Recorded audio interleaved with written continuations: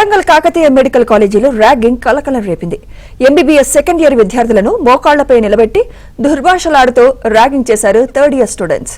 Principal ragging కమిటీకి బాధితులు ఫిర్యాదు చేశారు. విచారణ చేపట్టిన కమిటీ 7 విద్యార్థులపై సస్పెన్షన్ వేటు వేసింది.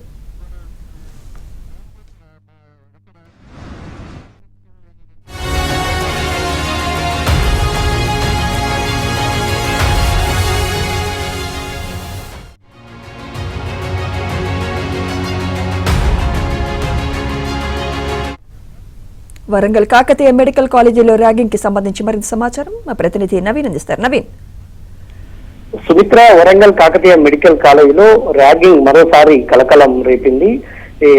ఎంబీబీఎస్ 2వ సంవత్సరం చదువుతున్నటువంటి పలువురు విద్యార్థులను, ఎంబీబీఎస్ 3వ సంవత్సరం చదువుతున్నటువంటి విద్యార్థులు ర్యాగింగ్ చేశారు. వాళ్ళను మోకాళ్ల మీద నిలబెట్టి నానా విధాలుగా దుర్భాషలాడుతూ వాళ్ళను మ్యాన్ హ్యాండ్లింగ్ కూడా చేసినటువంటి పరిస్థితి ఉంది.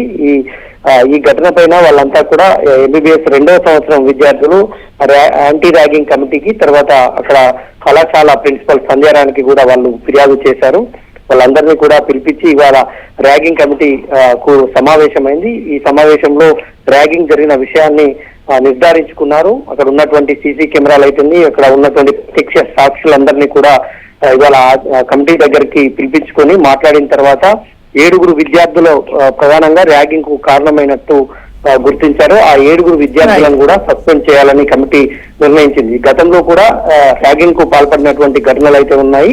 ఇట్లాంటి ఘటనలు మరోసారి పునరావృతంగా కూడా చర్యలు తీసుకోవాలని విద్యార్థుల తల్లిదండ్రులు డిమాండ్ చేస్తున్నారు.